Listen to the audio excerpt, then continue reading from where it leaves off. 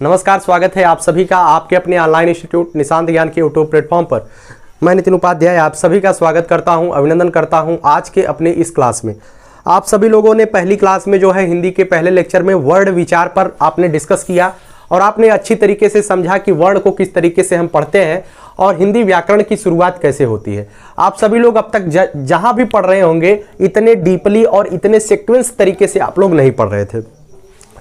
कुछ लोगों का हमसे स्पेशल रिक्वेस्ट रहा भैया इसका नोट्स या पीडीएफ प्रोवाइड करा दीजिए, तो हम जो है आज आपको जो है 20 पेज का एक पीडीएफ हम प्रोवाइड करा रहे हैं और उस पीडीएफ को जो है आप लोग जो है एक मिनट हम देख लेते हैं कहाँ पे इस टेलीग्राम पे आपको मिल जाएगा। ठीक है, पीडीएफ जो आपको मिलेगा आप टेलीग्राम पे सर्च करिएगा NITIN सब छोटे में है, कहीं पर स्लैश नहीं है। NITIN फिर SIR नितिन सर, उसके बाद 4 लिखा गया है फॉर यू। ठीक है, नितिन सर फॉर यू, यही टेलीग्राम है। इसी टेलीग्राम पर निशांत ज्ञान टेलीग्राम चैनल है, इसी चैनल पे आप जाइएगा, आपको 20 पेज का बिल्कुल सीक्वेंस से पीडीएफ आपको मिल जाएगा। हमारा हैंड रिटन नोट्स है, बिल्कुल फ्री ऑफ कास्ट आपको वहां पे हम प्रोवाइड करा रहे हैं और जा करके उसे जरूर पढ़िएगा और यहाँ से क्लास जरूर लीजिएगा। ठीक है, बिना क्लास के पीडीएफ पढ़ने से कुछ नहीं होता है, लेकिन हैंड रिटन है, वही चीजें जो मैं यहाँ पे पढ़ाऊंगा वही चीजें आपको वहां पे मिलेंगी। ठीक है, चलिए कल आपने देखा कि जो वर्ण होते हैं उनकी जो वर्णमाला होता है, वर्णमाला को हम कितने भागों में विभाजित करते हैं। आपने देखा उच्चारण के स्थान पर, उच्चारण के आधार पर हम स्वर और व्यंजन को पढ़ते हैं। उसके बाद हमने बताया कि वायु संवेग के आधार पर भी वर्ण को हम बांटते हैं, वर्णमाला को विभाजित करते हैं। उसके बाद आप देखते हैं तारत्व के आधार पर भी हम जो है वर्णमाला को विभाजित करते हैं। ठीक है, आज हम बात करते हैं, दोनों पर हम बात करेंगे कि वायु संवेग के आधार पर जो अल्प प्राण और महाप्राण होते हैं वो क्या होते हैं, और तारत्व या प्रकंपन के आधार पर जो वर्ण होते हैं वो क्या होते हैं, अघोष या सघोष होते हैं, उसके बारे में हम चर्चा करेंगे। ठीक है, आप सभी लोग अगर पहले वीडियो को नहीं देखे हैं तो जाकर के पहले वीडियो को देखिएगा, तभी देखिए जो भी क्लास होता है वो बिल्कुल पिछली क्लास से अटैच होता है। अगर आप नहीं देखेंगे तो समझ में नहीं आएगा। ठीक है, चलिए वायु संवेग के आधार पे वर्ण कितने प्रकार के होते हैं, आपसे अगर क्वेश्चन पूछा जाए तो वायु संवेग के आधार पर वर्ण जो है 2 प्रकार के होते हैं। पहला होता है अल्प प्राण, दूसरा होता है महाप्राण। अब अल्प प्राण और महाप्राण की परिभाषा आप लिख लीजिएगा, हम बोल देते हैं। अल्प का मतलब होता है थोड़ा, महा का मतलब होता है अधिक। यहां पे देख लीजिएगा, अल्प का मतलब क्या होता है, थोड़ा। महा का मतलब क्या होता है, महा का मतलब होता है अधिक। ऐसे वर्ण, ऐसे अल्प प्राण में लिख लीजिएगा ऐसे वर्ण जिनका उच्चारण करने पर, ऐसे वर्ण जिसका उच्चारण करने पर हमारे शरीर के अंदर से कम वायु छोड़ी या निकाली जाए, मतलब कम वायु छोड़ी जाए या कम वायु अंदर ली जाए, वो होती है अल्प प्राण। ठीक है, जहां से हमारी प्राणवायु अल्प मात्रा में निकलती है या अल्प मात्रा में जाती है वो होता है अल्प प्राण। और महाप्राण क्या होता है, जिस वर्ण का वर्णन, मतलब जिस वर्ण को बोलते वक्त हमारे शरीर के अंदर ज्यादा वायु जाती है या ज्यादा वायु बाहर निकलती है, वो होता है महाप्राण। ठीक है, अब अल्प प्राण और महाप्राण की परिभाषा आपने जान लिया कि अल्प प्राण क्या होता है, महाप्राण क्या होता है। अब आपसे जो क्वेश्चन पूछा जाएगा वो यह पूछा जाएगा कि निम्नलिखित में से कौन सा वर्ण अल्प प्राण है और कौन सा वर्ण महाप्राण है, आपको वहां से क्वेश्चन पूछा जाता है। तो सबसे पहले आपने देखा जो व्यंजन होता है, व्यंजन स्वर तो आपको मैं बताऊंगा, जो प्रत्येक स्वर होता है, यहां पे ध्यान रखिएगा, एक नोट बना के लिख लीजिएगा। जो स्वर होता है जिसे आप आ से लेकर के औ तक पढ़ते हैं, स्वरों की संख्या 11 होती है। जो स्वर होता है वह न तो अल्प प्राण होता है, न तो अल्प प्राण होता है और न ही महाप्राण होता है। अल्प प्राण और महाप्राण में से स्वर कुछ भी नहीं होता है। ठीक है, इसे काट लीजिएगा, न तो अल्प प्राण होता है और न ही महाप्राण होता है। अब स्वर की एक तरीके से स्थिति खराब हो गई। अब आते हैं व्यंजन की तरफ। जो व्यंजन होते हैं आप सभी लोग जानते हैं, स्पर्श व्यंजन क, ख, ग, घ, न। उसके बाद क, च, ट, त, प 5 वर्ग होते हैं, च, छ, ज, झ और य। ठीक है, उसके बाद क्या होता है, ट, ठ, ड, ढ, ड़। उसके बाद त, थ, द, ध, न। उसके बाद प, फ, ब, भ, म। ये 5 वर्ग होते हैं, ये स्पर्श व्यंजन होते हैं। आपसे क्वेश्चन कभी कभार पूछा जाता है कि स्पर्श व्यंजन कौन से होते हैं, तो जो 5 वर्ग होते हैं क, च, ट, त, प, व, क, च, ट, त, प, ये क्या होते हैं, स्पर्श व्यंजन होते हैं। ठीक है, अब समझिएगा, अल्प प्राण में क्या होता है? अल्प प्राण में हम कम वायु अंदर करते हैं या कम वायु बाहर निकालते हैं? कम वायु अंदर या बाहर निकाले तो अल्प प्राण होता है। अब कैसे? जब आप क बोलेंगे, जब आप क बोलेंगे, बोलिए क, बोल के देखिए, हमारे साथ बोलने का प्रयास करिएगा। ये वीडियो आपको ऑफलाइन भले निकलती है, लेकिन जब भी आप वीडियो को देखिए आप बोलिए जरूर, क बोलिए, उसके बाद ख बोलिए, क ख क ख। जब क बोलेंगे तो आपको ऐसा महसूस होगा कि कम वायु जो है आपके शरीर के अंदर से निकल रही है, क तो कम वायु निकल रही है। जैसे ही आप ख पे पहुंचेंगे, क ख, ख थोड़ा सा तेज बोलेंगे, ज्यादा वायु आपके शरीर से निकलेगी। इस बात को ध्यान रखिएगा। तो जो क आप बोल रहे हैं, जो च आप बोल रहे हैं, जो टा बोल रहे हैं, ता बोल रहे हैं, पा बोल रहे हैं, इसमें कम वायु शरीर के अंदर से बाहर निकलती है। लेकिन जो ख बोल रहे हैं इसमें ज्यादा वायु निकल रही है। उसके बाद फिर जब ग पे पहुंचते हैं फिर एक बार धीरे हो जाते हैं, क ख ग पे फिर धीरे हो जा रहे हैं, ठीक है। उसके बाद जब घ पे पहुंचते हैं तो एक बार फिर आप तेज हो जाते हैं। फिर उसके बाद जैसे ही आप न पर पहुंचते हैं एक बार फिर आपकी आवाज धीमी हो जाती है। क्या होती है? एक बार फिर आपकी आवाज धीमी हो जाती है। समझ में आया? तो प्रत्येक वर्ग का पहला, तीसरा और पांचवा, पहला, तीसरा, पांचवा वर्ण, प्रत्येक वर्ग का पहला, तीसरा, पांचवा वर्ण। उसके बाद आप सभी लोग जानते हैं अंतस्थ व्यंजन में कौन कौन सा आता है। यहां पे मैं लिख दे रहा हूं, अंतस्थ व्यंजन में कौन कौन सा आता है। अंतस्थ व्यंजन में आता है य, र, ल, व। जब आप य, र, ल, व बोलेंगे तो आपको लग रहा होगा कि बहुत ही कम वायु निकल रही है आपके शरीर, मुख के अंदर से। य, र निकल रही है, अंदर ले रहे हैं, दोनों बात बराबर ही है। य, र, ल, व, तो बहुत ही कम वायु अंदर जा रही होगी या तो बहुत ही कम वायु बाहर जा रही होगी। तो यह भी अल्प प्राण में आता है, पहला, तीसरा, पांचवा वर्ण और य, र, ल, व। ये सभी क्या होते हैं? ये सभी जो है अल्प प्राण की श्रेणी में आते हैं। किसमें आते हैं? अल्प प्राण की श्रेणी में आते हैं, ठीक है। प्रत्येक वर्ग का पहला, तीसरा, पांचवा तथा य, र, ल, व ये क्या होते हैं? अल्प प्राण की श्रेणी में आते हैं। बकिया जो बच रहे क्या होते हैं? महाप्राण होते हैं। प्रत्येक वर्ग का, महाप्राण में लिखिएगा, प्रत्येक वर्ग का दूसरा। जब ख बोलेंगे तो ज्यादा आवाज निकल रही है, ख।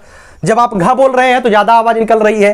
प्रत्येक वर्ग का दूसरा और चौथा, प्रत्येक वर्ग का दूसरा और चौथा वर्ण। उसके बाद अंतस्थ व्यंजन तो समस्त चला गया अल्प प्राण में। उसके बाद आपको जो क्या बच रहा है? आपके पास जो है ऊष्म व्यंजन बच रहा है। ऊष्म व्यंजन कौन कौन से होते हैं?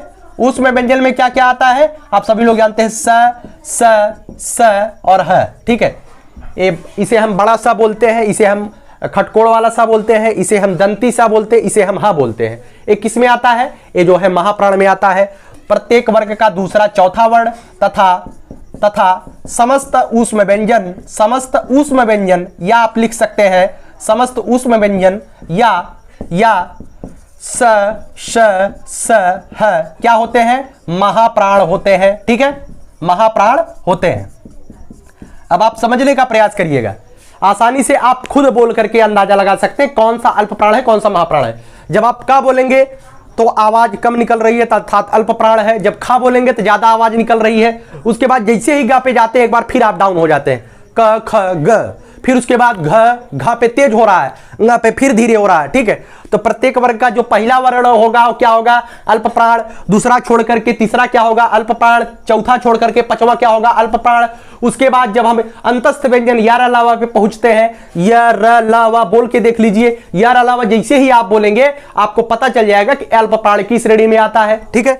तो प्रत्येक वर्ग का पहला, तीसरा, पांचवा और समस्त जो अंतस्थ व्यंजन होते हैं य, र, ल, व ये सभी जो है अल्प प्राण की श्रेणी में आते हैं। उसके बाद जब हम महाप्राण पे आते हैं, ये सभी क्या है? ये महाप्राण है, ठीक है। यहां पे महाप्राण लिख लीजिएगा। महाप्राण में कौन कौन सा होता है? प्रत्येक वर्ग का दूसरा, चौथा वर्ण, प्रत्येक वर्ग का दूसरा, चौथा जो बच रहा, तथा समस्त उसमें व्यंजन अर्थात स है, ये सभी क्या होते हैं? महाप्राण होते हैं। आप सभी लोग अच्छे से समझ पाए होंगे कि प्रत्येक स्वर क्या होता है? वह ना तो अल्प प्राण होता है और ना ही महाप्राण होता है। क्वालिफिकेशन किया गया है कि अल्प प्राण क्या होते हैं और महाप्राण क्या होते हैं। अब आपने देख लिया कि वायु संवेग के आधार पर अल्प प्राण और महाप्राण को आसानी से समझ लिया। अब आइए बात करते हैं तारत्व के आधार पर वर्ण कितने प्रकार के होते हैं। आपने अपने जीवन में जरूर सुना होगा सघोष अघोष, लेकिन आप जो है ये नहीं जानते थे कि वर्ण का विभाजन ही है। वर्ण का विभाजन हम तीन तरीके से करते हैं, उच्चारण के आधार पर स्वर व्यंजन, उसके बाद तारत्व के आधार पे अघोष सघोष, उसके बाद वायु संवेग के आधार पे अल्प प्राण और महाप्राण भी हमने पढ़ा। चलिए घोष और अघोष के बारे में बात कर लेते हैं। क्या होता है? जिस वर्ण को बोलने पर, घोष का मतलब क्या होता है? कंपन। घोष का मतलब होता है, घोष का जो शाब्दिक अर्थ होता है उसका मतलब होता है कंपन। ठीक है, घोष का मतलब क्या होता है? कंपन। जो जिस वर्ण को बोलने पर आपके शरीर, आपके मुख के अंदर से या शरीर के अंदर जो है नाद, कंपन या नाद उत्पन्न हो या गर्जना उत्पन्न हो, इसे आप गर्जना भी बोल सकते हैं, गर्जना उत्पन्न हो, क्या कहलाता है? घोष कहलाता है। लिख लीजिएगा, जिस वर्ण का उच्चारण करने पर हमारे शरीर के अंदर या मुख के अंदर कंपन उत्पन्न हो, नाद उत्पन्न हो या गर्जना उत्पन्न हो, क्या कहलाता है? घोष कहलाता है। अब इसी घोष को हम कह देते हैं सघोष। इसी घोष को हम सघोष कहते हैं, कोई दूसरा सघोष नहीं होता है, या तो घोष कह लीजिए या तो सघोष कह लीजिए, कोई दिक्कत नहीं है। उसके बाद अगर हम बात करते हैं अघोष क्या होता है, तो अघोष में हमारे शरीर के अंदर यही जो घोष, कंपन, नाद, गर्जना है यह नहीं उत्पन्न होता है। इसकी आप परिभाषा लिख लीजिएगा। जिस वर्ण का उच्चारण करते वक्त हमारे शरीर या मुख के अंदर घोष, नाद या गर्जना उत्पन्न ना हो वो होता है अघोष, और जहां पे गर्जना, नाद उत्पन्न हो होता है सघोष। अब आप जो है पहले आप कहेंगे भैया ये चीज बता दीजिए स्वर क्या होता है। जैसे स्वर अल्प प्राण और महाप्राण में हमें पढ़ा कि स्वर ना तो अल्प प्राण है और ना ही महाप्राण है, लेकिन यहां पर स्वर क्या होता है? यहां पर सभी स्वर जो क्या होते हैं? सभी स्वर सघोष होते हैं। ठीक है, सभी स्वर क्या होते हैं? सघोष होते हैं। नोट बना के लिख लीजिएगा, सभी स्वर क्या होते हैं? सघोष होते हैं। ठीक है, सभी स्वर क्या होते हैं? सघोष होते हैं। समझ में आया? आइए चलिए अब आगे हम बात कर लेते हैं। अब आगे बात कर लेते हैं जो व्यंजन होते हैं, व्यंजन में कैटेगराइजेशन कैसे किया गया है। स्पर्श व्यंजन जो होता है, स्पर्श व्यंजन में अभी हमने लिखा था, मिटा दिया, क, ख, ग, घ, ङ। ठीक है, च, छ, ज, झ, ञ, ट, ठ, ड, ढ, ड़। चलिए अब हमने यहां पे लिख दिया है जो स्पर्श व्यंजन होते हैं, क, च, ट, त, प। जो अंतस्थ व्यंजन होता है यारा, लावा। उसके बाद जो ऊष्म व्यंजन होता है स, स, स है। अब यहां भी आप बोल करके ही अंदाजा लगाइएगा क्या घोष होता है, क्या सघोष होता है। पहले हम बात करते हैं अघोष की। किसकी बात कर लेते हैं? अघोष की बात कर लेते हैं कि अघोष क्या होता है। ठीक है, जैसे आप पहले स्पर्श व्यंजन बोलिए क। जब आप क बोलेंगे तो आप अपने दिल पे हाथ रखिए या अपने मतलब कि दिल पर ही आगे ही हाथ रखिएगा क।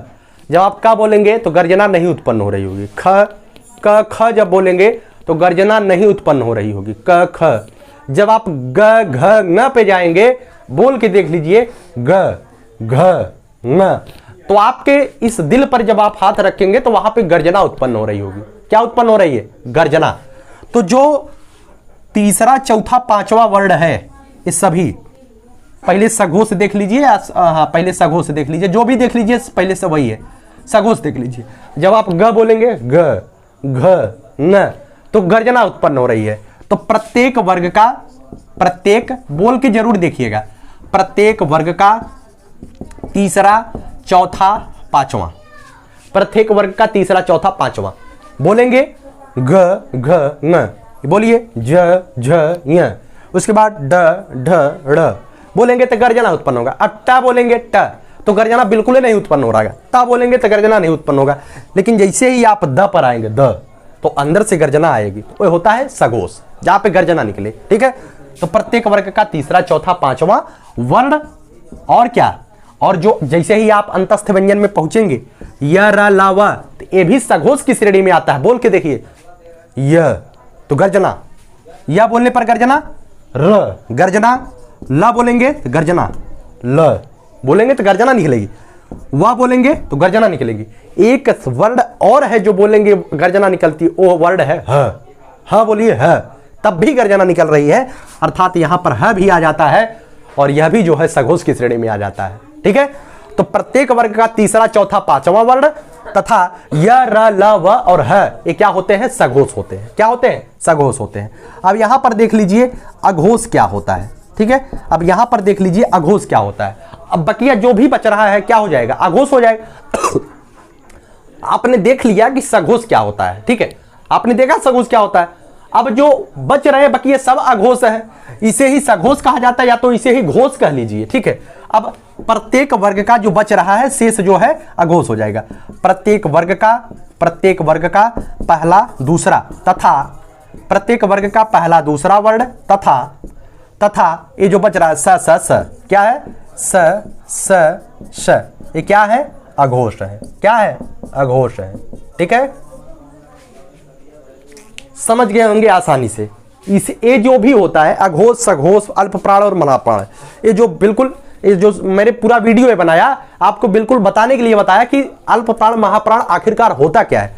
आपने तो पढ़ा जरूर था कि अल्प प्राण महाप्राण होता कुछ है, क्योंकि यूपी पुलिस में 41,520 में भी क्वेश्चन आया था, 49,568 में भी क्वेश्चन आया था, उसके बाद आगे भी क्वेश्चन आएगा। लेखपाल में तो 100% एक क्वेश्चन आना है यहां से। उसके बाद यूपी टेट में लगातार आता ही रहता है ये वाला क्वेश्चन, ठीक है। तो आप सभी लोग जानते आता जरूर है, लेकिन अल्प प्राण महाप्राण होता क्या है, इसकी उत्पत्ति कहां से हुई है, इसे नहीं जानते थे। लेकिन जान लीजिए वर्णमाला को 3 आधार पर विभाजित किया गया है। उच्चारण के आधार पर स्वर व्यंजन, तारत्व के आधार पे अघोष सघोष, वायु संवेग के आधार पे अल्प प्राण और महाप्राण, ठीक है। यही होता है और यहीं से इसकी उत्पत्ति होती है और यही आपको पढ़ना है। नोट्स 20 पेज का नोट्स जितना भी मेरे पास है मैं आपको जो है Nitin sir for you Telegram channel पे दे रहा हूं। आप उसे वहां पे जाकर के ज्वाइन करिए और आसानी से ले लीजिए, ठीक है। अगर आप पढ़ना चाहते हैं बिल्कुल बेस्ट स्थान पे है। और वीडियो अच्छी लगती है तो एक बार वीडियो को लाइक कर दीजिएगा। चैनल पे पहली बार आते हैं, इसी तरीके का वीडियो चाहते हैं, या अपने जीवन में आप, बिल्कुल मैं बता दे रहा हूं, अपने जीवन में आप सफल होना चाहते हैं, मैं आपको डेली क्लास भले न दे पाऊं लेकिन सफलता तो आपको हमें देख करके आएगी, सफलता तो आपको हमारी बातों से निकलेगी। मेहनत अगर आप नहीं कर रहे हैं ना तो इतनी ज़्यादा मेहनत करने लगेंगे हमारे साथ अगर जुड़ेंगे, ठीक है। जो भी बच्चे जुड़े होंगे वो जानते होंगे, जितने दिन से आप हमसे जुड़े हुए होंगे उतने दिन से आपकी पढ़ाई के रफ्तार में कहीं ना कहीं बदलाव आ रहा है। क्यों? क्योंकि आपको अपने माता पिता के सपनों को साकार करना है, ठीक है। इस वीडियो को यहीं तक रखते हैं। बहुत बहुत धन्यवाद। जय हिंद, जय भारत।